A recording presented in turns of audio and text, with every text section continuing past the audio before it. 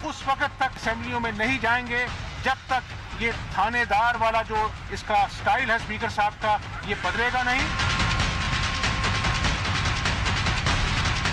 126 दिन धरना है मियाँ साहब, 126 घंटे ही दे के दिखा दो। 126 दिन तो बड़ी दूर की बात है। कंटेनर भी हम देंगे, पानी भी हम पहुँचाएंगे।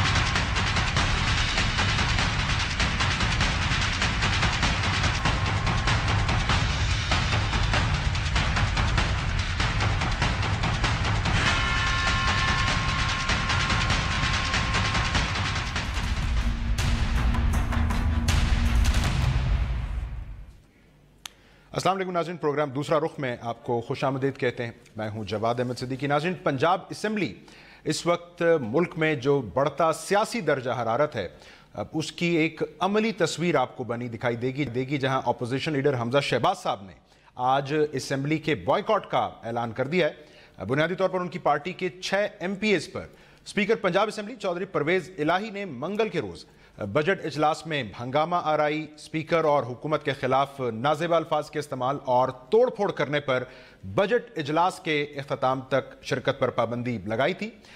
इन अरकान पर पाबंदी के खिलाफ उनकी जमात ने आज पंजाब असम्बली के बाहर धरना भी दिया और स्पीकर ने इस मौके पर इजलास अपोजिशन के बगैर ही बिल आखिर शुरू करवा दिया। जबकि अपोजिशन लीडर हमजा शहबाज साहब का मौक़िफ़ ये रहा कि मुअत्तल अरकान की बहाली तक असम्बली में वो नहीं जाएंगे। सो ये मामला नाज़रीन चंद कुर्सियों और मेज़ों के टूटने या उलटने का नहीं है। सवालात बहुत अहम हैं। ये सारी सूरत हाल बनी क्यों? ऐवान में आखिर हंगामा आराई और तोड़फोड़ का जवाज़ क्या है? इसका जिम्मेदार कौन है?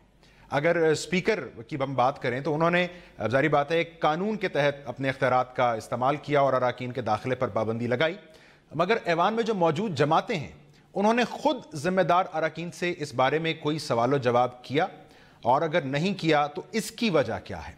और इन सारे सवालों का जवाब नाज़रीन इसलिए भी ज़रूरी है कि इस वक्त आपको हुकूमत हो या अपोजिशन हो, नज़र आएगा कि वो कम अज़ कम एहतसाब के हवाले से अपनी पोजीशंस ले चुके हैं और हुकूमत बज़ाहिर अपोजिशन के साथ मुफाहमाना रवैया रखने का कोई इरादा नहीं रखती है। और पाकिस्तान में जारी बात है जो सदा से मुतनाज़ एहतसाब का अमल है अब ये सियासत में मुसलसल कशीदगी का सबब भी बन रहा है। सो पंजाब असम्बली में जो हंगामा हुआ, क्या इससे ये मतलब लिया जाए कि अब मुस्लिम लीग नून के सब्र का पैमाना लबरेज हो रहा है और अब हुकूमत जबकि कौमी असम्बली में ये पेशकश कर चुकी है कि उसे नैब कवानीन में इस्लाहात करनी है तो तजावीज़ लेकर आए, इस पेशकश का मंतकी अंजाम क्या होगा?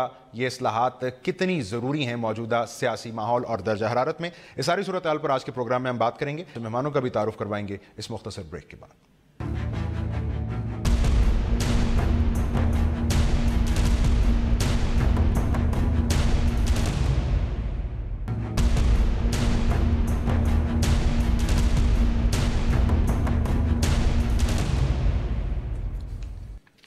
वेलकम बैक नाज़रीन, आपसे मेहमानों का तारुफ करवाते हैं। पाकिस्तान मुस्लिम लीग नून के सीनियर रहनुमा मेंबर कौमी असम्बली जनाब मियाँ जावेद लतीफ़ साहब हमें ज्वाइन कर रहे हैं। पाकिस्तान तहरीक इंसाफ के रहनुमा नौ मुंतखब मेंबर पंजाब असम्बली जनाब सैयद समसाम अली बुखारी साहब भी हमें ज्वाइन कर रहे हैं और पाकिस्तान पीपल्स पार्टी के रहनुमा सदर हैं पाकिस्तान पीपल्स पार्टी सिंध के निसार अहमद खोड़ो साहब भी प्रोग्राम में शिरकत कर रहे हैं। तमाम मेहमानों के शुक्रिया के साथ मियाँ साहब मैं आपकी तरफ आ रहा हूँ। हमें तो आपसे पूछना था क्यों आपके अरकान पंजाब असम्बली ने हंगामा किया, तोड़ फोड़ की, लेकिन अब ताज़ा सूरत हाल ये है कि हमजा शहबाज साहब अब उनके पीछे खड़े हो गए हैं और उन्होंने भी असम्बली का बॉयकॉट कर दिया है। तो ये क्या रवैया है मियां साहब? पहली बात तो ये है कि स्पीकर जो होता है वो यकीनन नोटिस लेता है, मगर ये कभी आज तक नहीं हुआ पार्लिमानी तारीख़ में कि कोई स्पीकर एक जमात के ख़िलाफ़ या एक फ़रीक के ख़िलाफ़ एक्शन ले। अब देखें हंगामा जो है यकीनन हुआ। पहली बात तो ये है कि जो तस्वीर दिखाई गई, जिस तरह हमजा शहबाज कह रहे थे कि वो पुरानी तस्वीर दिखाई गई जबकि हक़ाइक़ इसके बरक्स थे, इस पे भी इन्वेस्टिगेट होना चाहिए, इस पे पार्लिमानी कमेटी बननी चाहिए यकीनन जो इसको इन्वेस्टिगेट करे कि किसने ये हरकत की। दूसरी बात यह है कि अगर आप महंगाई पे, आप उनके बजट पे, आप उनके बजट पेश करने पे जो वो तजावीज़ दे रहे हैं पास करवाने के लिए उस पर इख्तलाफ करते हैं तो यकीनन आप उस पर आवाज़ तो बुलंद करेंगे। और अगर ये बजट कापियाँ फाड़ना ये भी आज कोई नई बात नहीं है, रवायत है। इससे पहले भी वो हुकूमत का कोई हिस्सा आज है या अपोजिशन का कोई हिस्सा है, एहतजाज में ऐसा किया जाता है। मगर कभी किसी नेशनल असम्बली के स्पीकर ने या प्रोविंशियल असम्बली के स्पीकर ने ये इकदाम नहीं किया, इस तरह का नोटिस नहीं किया जिस तरह इन्होंने किया। अब ये देखें कि ना सिर्फ उनको असम्बली से मुअत्तल किया गया बल्कि उनके खिलाफ FIR करवाने के लिए भी थाने से रजू किया गया। मैं ये समझता हूँ कि क्या यही नया पाकिस्तान है या नहीं, यही नई असम्बली है, और करवा कौन रहे हैं जिनका अपना माजी जो है कोई इतना अच्छा नहीं है। तो इसलिए जवाब मैं समझता हूँ कि जो अपोजिशन लीडर ने अपने अरकान असम्बली के लिए स्टैंड लिया है वो दुरुस्त है, और उनको बिल्कुल ऐसा करना चाहिए था, अपने अरकान असम्बली के साथ खड़ा होना चाहिए था, क्योंकि हमारे हिसाब से ये उनके साथ ज़्यादती है उस वक्त तक जब तक कि कोई पार्लियामानी कमेटी, क्योंकि वो एक पार्टी बन चुके हैं स्पीकर साहब, उनकी तो कोई रूलिंग जो है उसको मेरा ख्याल है कि कोई अपोजिशन का बंदा मानने के लिए तैयार नहीं है। तो पार्लियामानी कमेटी जो है वो अब इसका डिसाइड करे कि दोनों आप कह रहे हैं इल्जाम भी झूठा लगा, बिल्कुल स्पीकर ने भी जानिबदारी का मुजाहरा किया और इस तोड़फोड़ में PTI वाले भी शामिल थे। यकीनन ठीक हो गया। खोड़ा साहब, सर जरा इस पर आप हमें अपनी राय दें। ज़ाहिर बात है आपने भी माजी में असेंबली चलाई है, तो ये परवेज इलाही साहब ने कुछ ज़्यादा आपकी दानिश में जानिबदारी या सख्ती का मुजाहरा किया है, या आपको लगता है उन्होंने इख्तियारात का दुरुस्त इस्तेमाल किया है और आप नून लीग के रवैये की मजम्मत करना चाहेंगे? खोड़ो साहब। मैं जनाब अपना किस्सा तो बता सकता हूं कि ऐसा ही एक वाकया सिंध असेंबली में हुआ था, और वो मेरी स्पीकरशिप के दौरान नहीं, उससे पहले हुआ था। हम उस वक्त हिज़्ब मुखालिफ में थे और हमारे 3 अरकान को इसी तरह से 3 दिन के लिए मुअत्तल किया गया था। हमारा उस वक्त रवैया कुछ और था। मुअत्तली के बाद वो दूसरे दिन भी वो अरकान वापस असेंबली में आके बैठे थे और स्पीकर को मजबूर किया था कि इजलास को एजन कर दे, क्योंकि जब वो गैर मुतालिक हो जाते हैं ना वो मेंबर जो मुअत्तल हो जाते हैं, तो स्पीकर को इजलास मौखर करना पड़ा था, एजन करना पड़ा था। स्पीकर मेंटेनेंस ऑफ ऑर्डर के तहत किसी मेंबर को बाहर जाने का हुक्म दे सकते हैं, ये 1 या 5 या 6 को दे सकते हैं, लेकिन तकादा इंसाफ का ये था कि अगर दोनों तरफ से हुल्लड़बाजी हुई थी तो ज़रा इंसाफ को पलड़े में रखकर दोनों तरफ अगर ये कार्रवाई कर लेते तो वो ज़रा बेहतर होता, उसकी क्रेडिबिलिटी स्पीकर साहब की और बेहतर हो जाती। क्योंकि स्पीकर अगर कुर्सी पे बैठता है तो उसका एक मसरफ ये भी होता है कि वो अपोजिशन को प्रोटेक्ट करे। अपोजिशन तो माइनॉरिटी में होती है ना, होता तो वही है जो मेजॉरिटी में जाके होता है, लेकिन अगर माइनॉरिटी को कोई सपोर्ट करता है तो वो स्पीकर के कदो कामत को बढ़ा देता है। स्पीकर अपोजिशन की प्रोटेक्शन का भी जिम्मेदार होता है, मेंटेन करने के लिए, पब्लिक ऑर्डर को मेंटेन करने के लिए, असेंबली में ऑर्डर को मेंटेन करने के लिए दोनों साइड का जिम्मा बनता है। जो ट्रेजरी बेंचेस में है वो इस तरह से नहीं है कि जी गुंडागर्दी कर लें और दूसरे सारे मान के चुप करके बैठ जाएं। चलिए सर, ये एक बात हो गई। अब जो दूसरी बात कर रहे हैं मियां साहब FIR की, ये 10 से 12 लाख का नुकसान हुआ है, इस पे मैं कुछ बोल रहा हूं जी सर। असेंबली वो वाहिद इदारा है कि जिसमें कही हुई किसी बात पर कानूनी कॉग्निजेंस नहीं लिया जाता।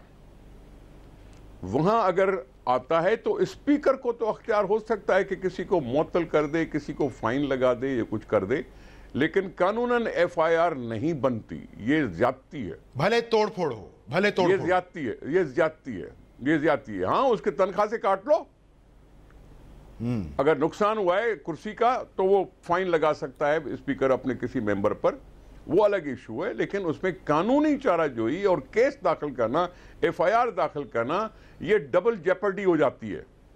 ये एक तो स्पीकर ने सजा दे दी, दूसरा फिर कानून उस हरकत में आ जाए, उनको गिरफ्तार करे या उनको कोर्ट बुलाए, ये केस ऑफ डबल जेपर्डी हो जाता है। ये डबल जेपर्डी नहीं चलता, ये FIR कतन गलत है। और उसमें स्पीकर साहब ने ये थोड़ा सा हद से ज्यादा बढ़ गए।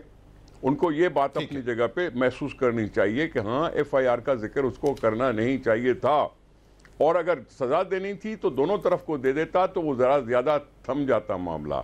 लेकिन अब क्या हुआ, एक तरफ से आपने एक्शन ले लिया, एक पार्टी के खिलाफ ले लिया, तो शहबाज शरीफ साहब अपने मेंबरान के साथ क्यों नहीं खड़े हो जाएंगे?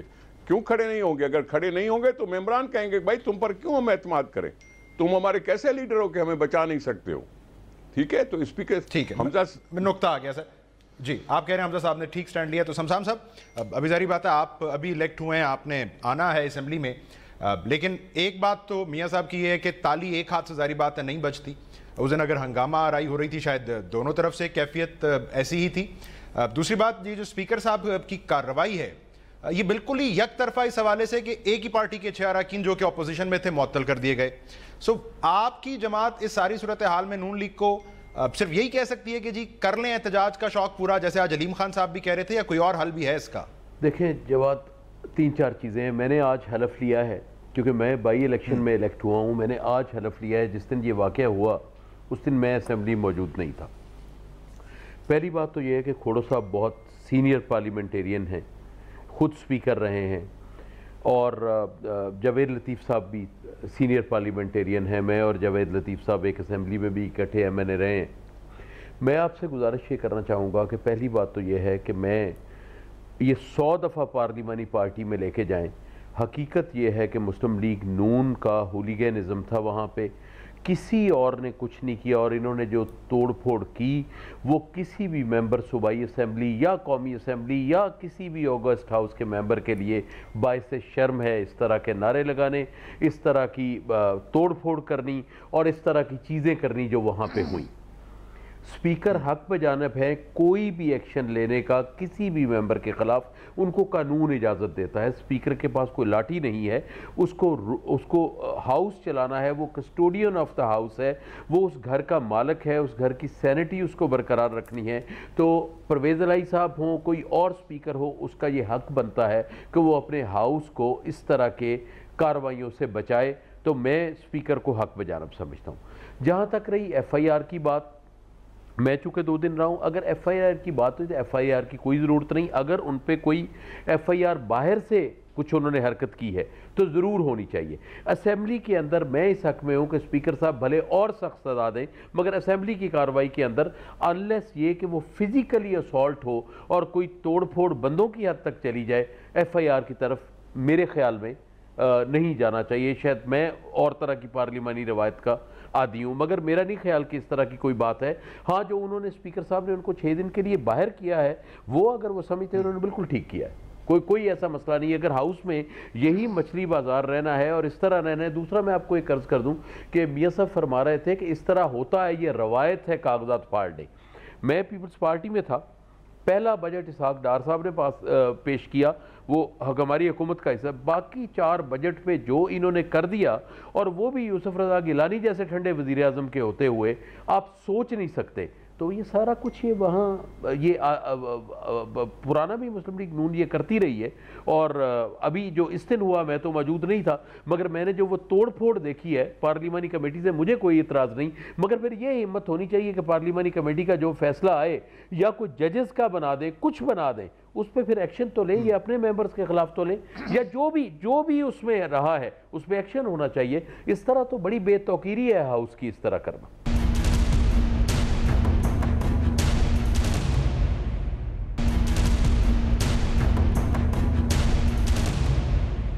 मियां साहब, अब जरा उस मुद्दे की बात पर आइए ना। आप फरमा रहे थे बजट पर एतराजात होते हैं, कॉपियां फटती हैं, लेकिन हकीकत ये है कि हक है मेरे भाई, इनका एतराज करें।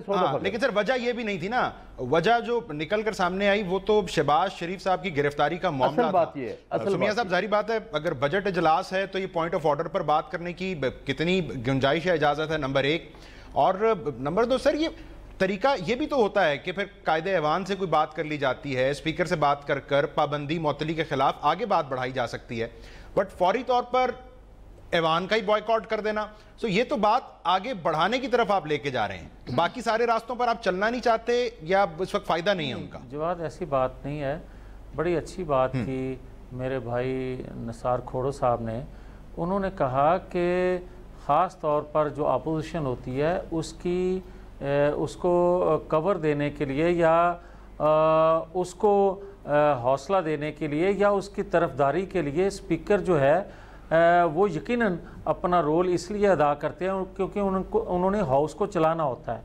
क्योंकि हुकूमत जो होती है वो अक्सरियत होती है, अक्सरियत अददी बरतरी की वजह से वो कोई बिल पास करना चाहे कर सकती है, ना करना चाहे यकीनन वो ना कर उसको अददी बरतरी की वजह से नहीं करती वो। मगर एक चीज़ ज़रूर है कि अपोजिशन ये माइक मांगती है, अपोजिशन पॉइंट ऑफ आर्डर मांगती है, अपोजिशन जो है उस पर बात करने का उसको जवाज़ सिर्फ स्पीकर फ्राहम करता है और कोई नहीं कर सकता। मगर मेरे भाई शमशान बहारी साहब ज़ाती तौर पर मैं इनकी फैमिली को जानता हूँ, मैं बड़ा मुतासर हूँ, शरीफ फैमिली है, मगर मैं इनकी खिदमत में ये गुजारिश करूँगा कि जो बात ये कोट कर रहे हैं यूसुफ गिलानी साहब के हवाले से, तो यकीनन उस वक्त ये पीपल्स पार्टी का हिस्सा थे और पीपल्स पार्टी की रवायात अपनी हैं किसी हद तक भी। मैं तो आपकी बात कर रहा हूँ जो आप लोग करते थे वहाँ पे। अच्छा, मैं वो करने लगा हूँ। अब जो आप जिस जमात से अब तल्लक है बुखारी साहब का मेरे भाई हैं, मगर इनकी जमात के लीडर ने पार्लियामेंट के मतलब जो कुछ फरमाया, जो गालियां दी, जो पार्लियामेंट को गालियां दी, जो पार्लियामेंट के मेंबरान को गालियां दी, जिस तरह पीटीवी पर हमला किया, जिस तरह प्राइम मिनिस्टर हाउस पर चढ़ दौड़े, जो कुछ ये करते रहे, क्या शमशान बहारी साहब मुझे अगर बताना पसंद करें, इससे तो 1000 गुना वो आगे चले गए। मगर स्पीकर ने फिर उनको उसी नेशनल असेंबली के स्पीकर ने अयाज सादक ने उनको 126 दिन हाउस से बाहर रहने के बावजूद भी हाउस में लेकर आए और उनके दिए हुए इस्तीफों को। मियां साहब आपकी बात करती, आप स्पीकर के रवैये बात कर रहे हैं, लेकिन आपकी अपनी जमात भी जवाब आप और दे रहे हैं मेरे भाई। आपकी अपनी जमात भी वो सब तो ना करे ना जिसके हवाले से पीटीआई पर तनकीद करती है। अब हमजा साहब भी कहते हैं जाली स्पीकर, जाली असेंबली। जी सेकंड, अब मैं जवाब बात करता हूं उस दिन ये पंजाब असेंबली के उस दिन के वाकया के हवाले से। मैं बड़े दुख से ये बात कहने लगा हूं कि जवाद, अगर स्पीकर ये कहे मज़्ज़ ख़वातीन मेंबर के मुतल्लक कि आपका बड़ा डांस हो गया, अब आप बस करें, मैं ये कहूँगा कि कोई मेंबर जो है वो ये तसव्वुर नहीं कर सकता, तो एक हाउस को चलाने वाला जो है अगर वो इस तरह की बात करेगा तो मुझे ये बताएं कि फिर वहाँ ये शोर शराबा या ये धक्म पेल जो हुई है ये नहीं होगी तो और क्या होगा? इसका जिम्मेदार कौन है? और ये गुफ्तगू करने वाला जो है, क्या इसके खिलाफ कोई एक्शन नहीं लिया जाना चाहिए? अगर यही बात कोई और करता तो क्या उधम मचता, क्या बातें होती, जवाब आप क्या ये प्रोग्राम होते मुख्तलिफ चैनल्स पे। मैं आता हूँ। मियां साहब आपका नुक्ता है। शमशान साहब, मैं आपके पास आने से पहले खोड़ो साहब, जारी बात है ये इल्ज़ाम पीटीआई पर लगता है कि अब ये शायद कुछ पार्लिमानी रिवायात या पार्लिमानी रवैयों से नाबलद जमात है, अब इसलिए अपोजिशन को साथ लेकर चलना नहीं आता। बट नून लीग तो बड़ी और पुरानी जमात है खोड़ो साहब, सो यही रवैया ठीक है कि अब बॉयकॉट और एहतजाजी धरने की बात आ गई है, या जैसे मैंने कहा एक तरीका मौजूद है कि कायदे ऐवान से बात करके स्पीकर को अप्रोच किया जाता है और पार्लियामान के अंदर ही मसले को हल करके आगे चलने की एक राह मौजूद रहती है। सो आपका मशवरा क्या है नून लीग के लिए? खोड़ो साहब, कायदे ऐवान से बात नहीं की जाती। सॉरी खोड़ो साहब, एक सेकंड के लिए। जवाद साहब, कायदे ऐवान से बात नहीं की जाती बल्कि स्पीकर से बात की जाती है। तो अगर स्पीकर, मैं तो मामला फहमी की बात कर रहा हूं कि आप कायदे ऐवान के साथ मिलकर बात करते हैं। जी खोड़ो साहब। जी, होने को तो बहुत कुछ हो सकता है। क्या स्पीकर ने हाउस बिजनेस कमेटी बनाई जो बैठ के तय करे कि आज हाउस में क्या क्या हो सकता है और होने दे? बजट पेश करने के वक्त जरूर स्पीकर साहब कहते हैं कि किसी और पॉइंट ऑफ ऑर्डर पे मैं बात नहीं करता, लेकिन यह भी बात है कि स्पीकर कोई भी रूल रिलैक्स कर सकता है, कोई भी रूल रिलैक्स किया जा सकता है स्पीकर की मर्जी से, चाहे बजट इजलास हो या कुछ भी हो। यह भी सवाल तो स्पीकर साहब से किया जा सकता है कि क्या उनका पॉइंट ऑफ ऑर्डर इतना बेवजह था? अगर शहबाज शरीफ साहब की गिरफ्तारी पर वो कुछ बात करना चाहते थे तो बजट प्रेजेंटेशन के दिन पर क्या पॉइंट ऑफ ऑर्डर देना नेशनल असेंबली में नहीं दिया जाता? अक्सर रोका जाता है। ये अपनी जगह पे बात है कि हाँ, रोका जरूर जाता है, लेकिन गुंजाइश फिर भी स्पीकर साहब के पास होती है। चलो वो अपनी बात हो गई। लेकिन मेरे भाई, अब असेंबली का बायकॉट हो गया, इनकी बजट तो हवा में मौलिक हो गई। अगर असेंबली में अपोजिशन नहीं है तो फिर जमहूरियत किस चीज की? अगर एक तरफा एक बजट पेश करके 2 दिन में बहस किए बगैर बजट पास कर लेंगे तो क्या कहा जाएगा उस बजट के लिए कि जी ये तो बस इन कैमरा सेशन हुआ, 2 दिन में बजट पास होके चला गया? इसमें इनपुट होती है मेंबरान की। इनपुट देने के लिए उनको मौका देना पड़ता है, उस मौके देने के लिए माहौल चलाना पड़ता है, माहौल बनाना पड़ता है। हम 5 दिन तो क्या 8-8 दिन बजट पर डिस्कशन करते हैं, क्योंकि 5 दिन तो सरकारी तौर पर ये रूल्स में लिखा हुआ है कि 5 दिन जनरल डिस्कशन होगी, लेकिन 8-8 दिन तक उसको एक्सटेंड किया जा सकता है, 15 दिन तक उसको एक्सटेंड किया जा सकता है। अब ये अगर आप बाइकॉट पे चले गए अगर अपोजिशन वाले, तो चलो खत्म हो गया ना बात, फिर अपने आप को अपनी कहानी सुनाएंगे और बजट पास हो जाएगा। फिर हम क्या कहेंगे, लोग क्या कहेंगे, पंजाब क्या कहेगा, असेंबली क्या कहेगी? इसलिए स्पीकर साहब के ऊपर जिम्मेदारी बनती है कि वो माहौल को इस तरह से रखें कि पार्टिसिपेशन हो। इलेक्शन में अगर बायकॉट कर दे कोई पार्टी तो क्या इलेक्शन सवालिया निशान नहीं बन जाती?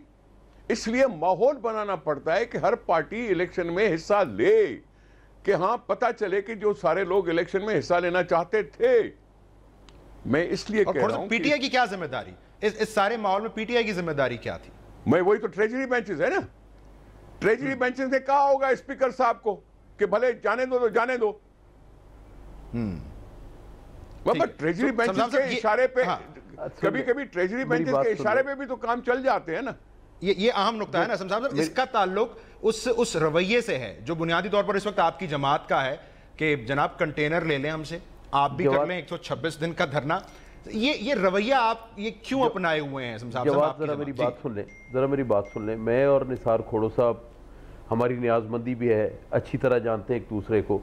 जिन पार्लिमानी रवायतों का ये जिक्र करते हैं, देखें ना, मेरी बात मेरे भाई ने जिस तरह उन्होंने मेहरबानी की मेरे ख़ानदान के बारे में, मैं भी कहता हूँ, मैं मियां जावेद लतीफ़ का मेरा आज का वास्ता नहीं है, पुराना कई कॉमन दोस्त हैं, कई कॉमन चीज़ें हैं, मगर वहाँ पे पीपल्स पार्टी तो बकौल उनके रवायत रखती थी ना।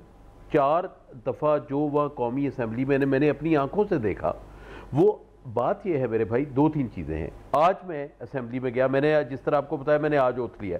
मैं आपको ये बात जिम्मेदारी से कह सकता हूँ कि 2 दफ़ा स्पीकर ने ऐलान किया कि आज ऑपोजिशन लीडर की तकरीर है, वो आए, मेहरबानी करें, तकरीर करें। अगर इनका कोई और अपनी सजेशंस दे, अगर कोई वज़ीर या कोई मेंबर दोनों इतराफ से को टिट फॉर टैट करता है तो ये स्पीकर का नहीं है। स्पीकर ने 2 दफ़ा आज इनको इनवाइट किया, ये नहीं आए। 2 दफ़ा इन्होंने कोरम पॉइंट आउट किया, दोनों दफ़ा कोरम पूरा निकला। अब मुझे आप ये बताएं कि ये क्या बात इफ़हाम तफ़हीम से चलनी चाहिए। अगर ये गवर्नमेंट की जिम्मेदारी है कि बजट की क्रेडिबिलिटी फिर ही अच्छी है जब आए, तो क्या इनको ये जो इन्होंने तोड़ फोड़ की और उस पर जो स्पीकर ने एक्शन लिया वो ज़्यादा अजीज़ है? अगर बकौल इनको उस बजट पे एतराज़ है तो देश must come into the house और पार्टिसिपेट करें और अपनी इनपुट दें। और बजट पे ऑपोजिशन तकरीरें करती होती है, हम ऑपोजिशन में होते थे तो हम आप शो में तो कह रहे हैं कि they must come and they must participate, लेकिन मैं कह रहा हूं ऑन ग्राउंड आपकी जमात ने और लीडरशिप ने क्या किया इसको यकीनी बनाने के लिए? मेरे भाई अर्ज ये है कि उनको पैगाम भेजा गया, उस पैगाम की उन्होंने जो शराइत की, क्योंकि आज का तो मुझे पता है, आज का मुझे पता है, उनको जो पैगाम भेजा गया मियां महमूद रशीद की तरफ से उनको भेजा गया। इसी तरह होता है, खोड़ो साहब भी जानते हैं, कुछ बैकडोर डिप्लोमेसीज होती हैं, उस तरह होती हैं कि आए आपको अगर स्पीकर के साथ रवे तो स्पीकर से माजरत भी करनी पड़ती है उन मेंबरों को जो ना रवा रवैया इख्तियार करे। मैं फिर भी कहता हूं कि मंडे को दोबारा इजलास है, ये आए, अपनी इनपुट्स दें, मामले तय हो जाते। मामला असल में ये है नहीं है, बात यह है कि नैब है इंडिपेंडेंट इदारा, नैब ने मियां शहबाज शरीफ साहब को गिरफ्तार किया है किसी और चीज पे नहीं, 2 ब्यूरोक्रेट्स जो उनके बहुत करीब थे उनके बयान। मैंने नैब पर बात करनी है, मुझे अंदाजा है कि सारा मुद्दा जुड़ता नैब से है। मैं एक ब्रेक लेके जवाब मैं वापस आके नैब पे शुरू मेरे से शुरू करें, फिर तसलसल खत्म हो जाएगा तो फिर क्या फायदा। आप बात पूरी कर लें साहब। मैं ये कह रहा हूं कि नैब का जो एक्शन मियां शहबाज शरीफ साहब से हुआ है वो उन 2 ब्यूरोक्रेट्स की वजह से हुआ है, जो 2 ब्यूरोक्रेट्स उनके सबसे ज्यादा करीब थे। उसमें पीटीआई कहां आ गई, हुकूमत कहां आ गई, नैब इंडिपेंडेंट अदारा है और वो दोनों ब्यूरोक्रेट जो बोल रहे हैं मियां साहब के सामने, वो दोनों उनके खास आदमी थे। मसला तो सिर्फ इतना है, अगर कोई और मेंबर गिरफ्तार हुआ होता तो कुछ भी ना होता। लेकिन सर असेंबली में बात करने का हक तो अपनी जगह कायम रहता है, लेकिन नैब पे गिरफ्तारी है नहीं। बिल्कुल है भाई, बिल्कुल है, लेकिन पॉइंट ऑफ ऑर्डर आप बजट पे कर रहे हैं, फिर उसके बाद ये साबित करें ना, नैब पे आप नैब पे एतराज करें। आज इनके एक मेंबर ने जिस तरह फौज को रगड़ा है, कोई करता है ऐसे? चले वो सर चूंकि पार्लियामान में हुआ नहीं है और यार पार्लियामान में हुआ है या नहीं है वो भी ऑर्केस्ट्रेटेड है, उसको भी थपकी दी जाती है तो वो बोलता है। निहाल हाशमी साहब की आप बात मैं पूछ लूंगा, मियां साहब अगर उस पर रिस्पॉन्ड करना चाहते हैं। एक ब्रेक ले लें नाजरीन, लेकिन नैब की बात इंपॉर्टेंट है नाजरीन। ये आपको अंदाजा होगा कि जो नैब के सो कॉल्ड ऐब हैं, अब उसी की बुनियाद पर इस वक्त सियासी दर्जा हरारत बढ़ता हुआ आपको दिखाई दे रहा है। सो करना क्या है नैब के साथ ऑपोजिशन और हुकूमत ने, इस ब्रेक के बाद बात करते हैं।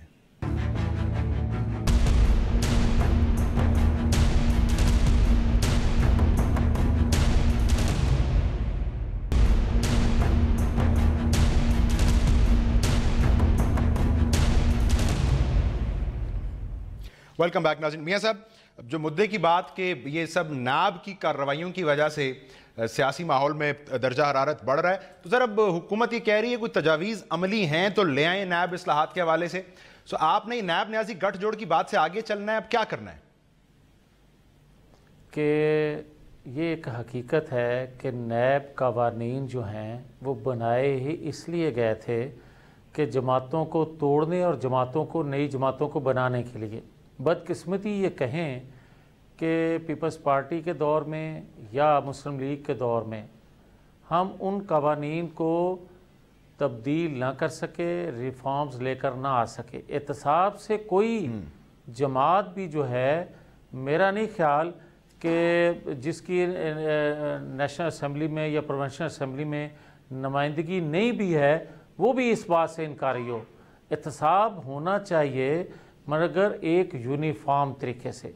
ये नहीं होना चाहिए कि आप इस एहतसाब के नाम पे लोगों से इंतकाम लें। अब मैं मियां साहब इनको सिफारिशात की शक्ल में देना हुकूमत को, अब काम शुरू कर देना इस पर। किसको देंगे? पीटीआई को देंगे? तो सर अब हुकूमत में तो यही बैठे मैं यही अर्ज करूंगा ना, ये तो उसको उन कवानीन को एंजॉय कर रहे हैं।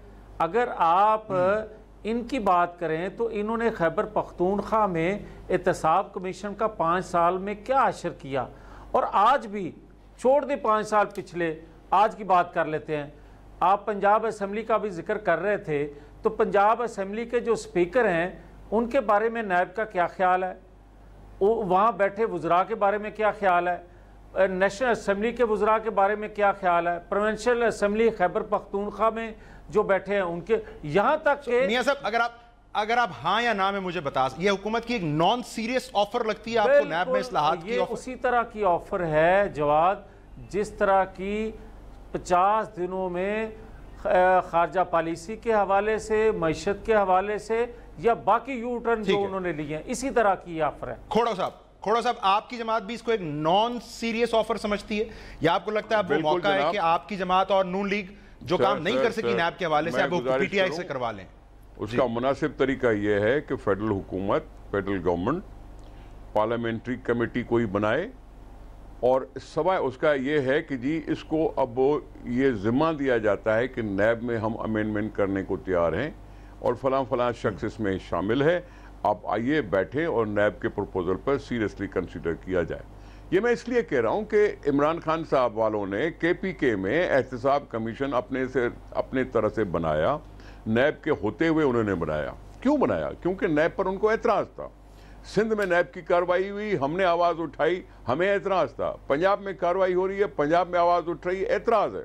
जब सारे सूबों में कुछ एतराज़ात की बात हो रही है तो फिर पार्लियामेंट्री कमेटी बननी चाहिए जिसमें लॉ की कमेटी हो या जो भी कमेटी हो, उसके जिम्मे दिया जाए ना। सिर्फ ये कहना कि जी तजावीज भेज दो हमें, ये कोई नहीं होता। बिल्कुल ठीक है, ये कोई नहीं होता। तो आप शमशान साहब, ये आपने कब तक सर ऐसे चलना है कि नैब कार्रवाई करे, आप पर इल्जाम लगे और आप बोले हमारा कोई ताल्लुक नहीं है? सुन ले मैं उस पर भी कुछ बोलना चाहूंगा सर, उस पर भी कुछ बोलना चाहूंगा। जी शमशान साहब। नहीं, क्या खोड़ो साहब पहले बोलना चाहे तो बोले। मैं ये बात कर रहा हूं सर, देखें बात इसमें नैब की कार्रवाइयों में प्राइम मिनिस्टर ने खुद अपने आप को इन्वॉल्व कर दिया। उन्होंने कहा कि जी इस मुल्क में एक वाहिद इदारा है जो आजाद है, वो है अफवाज पाकिस्तान, यानी बाकी सारे इदारे आजाद नहीं हैं। हमने तो आजाद करने की कोशिश की कि जी उसका जो चेयरमैन है वो प्राइम मिनिस्टर और अपोजिशन लीडर की मर्जी से एक कंसेंसस तौर पर आए कि आजाद। एक और बात जानबूझकर उन्होंने कहा कि जी अगर मेरे जिम्मे होता तो मैं 50 लोगों को अभी तक गिरफ्तार करा चुका होता। फिर ये बात कि उन्होंने नैब के चेयरमैन के साथ मुलाकात करके एक तासुर भेज दिया कि शायद ये आजाद नहीं है। उनको काम करने दिया जाता ना, इन्वॉल्व खुद हुए काम करने दें सर। देखे करवाए ना, खोड़ो साहब कह रहे काम करने दें, करवाए ना। देखे सर, खोड़ो साहब ये बात कह चुके हैं, खोड़ो साहब भी इस बात को जानते हैं, मैं भी जानता हूं, मियां साहब भी जानते हैं। नैब का पीपल्स पार्टी के दौर में, क्योंकि नैब पे ये इल्ज़ाम रहा और शायद किसी हद तक ठीक भी था कि नैब बनाई गई थी पीपल्स पार्टी को उड़ाने के लिए, जिस वक्त बनाई गई जी। और उसमें ये हुआ कि जब यकीन कीजिए कि नैब के कवानीन में जब वहाँ तब्दीली की कोशिश की गई, पीपल्स पार्टी उस वक्त थी, तो उस वक्त PMLN ने उसमें सीरियसनेस शो नहीं की। मैं मियाँ साहब चूँकि मेरे साथ है, कोई और होता तो मैं शायद अल्फाज का चुनाव कुछ और करता। मैं यही कह सकता हूँ कि सीरियसनेस शो नहीं की। अब अर्ज़ ये है कि पहली बात तो ये कि आप मेरे से पूछें तो मैं हूँ, खोड़ो साहब हूँ, जावेद लतीफ़ साहब हूँ, कोई आदमी भी एहतसाब से बालातर नहीं है, मगर एहतसाब को शफाफ होना चाहिए। हम बिल्कुल सीरियस हैं अगर ये कोई वर्केबल सोल्यूशन लेके आए कि ये कहें जी ये ज्यादती हो रही है, मगर ये तो ज्यादती नहीं है कि अगर किसी और पे केस बने तो वो ठीक है, अगर मियाँ साहब पे बने तो वो खराब है। तो ये आपका नुक्ता है वर्केबल रिलेशन में मियाँ साहब वर्केबल सोल्यूशन, रिलेशन नहीं, वर्केबल सोल्यूशन। ठीक, मैं सोल्यूशन की बात कर रहा हूं सर। मियां साहब आपकी जमात के सदर हैं अंदर नैब के हाथों, सो सोल्यूशन, वर्केबल सोल्यूशन क्या है? उस वक्त तो मोतसिब की खैर मांग रहे थे, ये याद है आपको? हबीब जालब के शेर पढ़ रहे थे। मियां साहब फरमाइए। मैं अर्ज करूं कि जब मुस्लिम लीग नून ने इस पर काम करना चाहा, इस पर तजावीज़ मांगने की ख्वाहिश की, तो उस वक्त नवाज शरीफ पर नैब का केस बन चुका था। इसलिए आज भी जो हो रहा है कि अपोजिशन लीडर जिस तरह गिरफ्तार हैं, अगर हम ये बात करेंगे तो फिर हमारी कमज़ोरी जाना जाएगा, समझा जाएगा। हम ये कहते हैं, बड़ी अच्छी बात की निसार खोड़ो साहब ने, कमजोरी का तो मामला पार्लियामानी कमीशन, कानून पे आप करें। मेरी यार सुने ना, पार्लियामानी कमीशन की जहाँ तक बात है, पार्लियामानी कमीशन ये इनिशिएटिव लेना होगा हुकूमत को कि हुकूमत ये कहे कि हम पार्लियामानी कमीशन बनाते हैं, इतनी मेंबर जो हैं अपना मुख्तलिफ जमातों के जो पार्लियामान के अंदर मौजूद हैं, मेरे वो तो हिस्सा बकदर जो सही होगा ना। तजवीज़ आ गई सर, आपकी तजवीज़ आ गई, मैं शुक्रिया अदा करता हूँ मेहमानों का। नाज़रीन, और इस नुक्ते पर ऑफिस कह रही है कि हुकूमत को इनिशिएटिव लेते हुए नैब इस्लाहात के हवाले से कमीशन का ऐलान करना चाहिए। इस सवाल के साथ प्रोग्राम का अख्ताम करते हैं कि हुकूमत ऐसा क्यों करना चाहेगी। आज के प्रोग्राम से इतना ही।